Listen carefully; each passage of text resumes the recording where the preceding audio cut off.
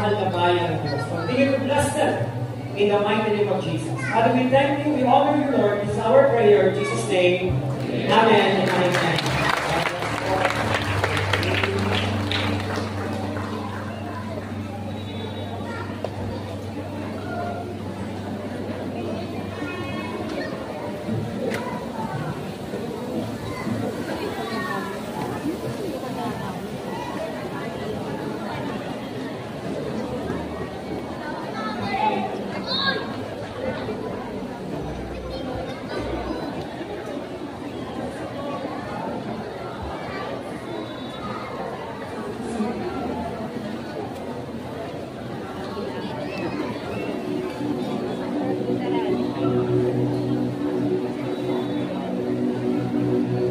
Akala ko, ay katapasan ko na. Akala ko, ay kakainin na ako ng humihilang kumuloy. Nasisilayan ko ang munting liwanag. Unti-unti lumiliwanag. Ako ba ay nalalaginip?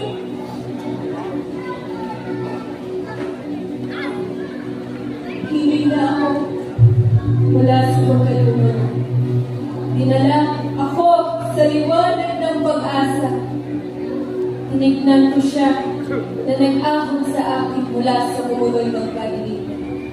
Ang mga mata niya ay puno ng pag-asa at pag-ibig. At aking tinanong, sino nga na pumansin at nagalala sa katulad kong nasa bingit na ng pagkalunod? At sinabi niya, ako si Jesus, ang iyong Panginoon. Ako ang iyong tagapagligtas. Iyakan po ko sa aking kamay. Ibibig mo ako nang di kayong lupasan.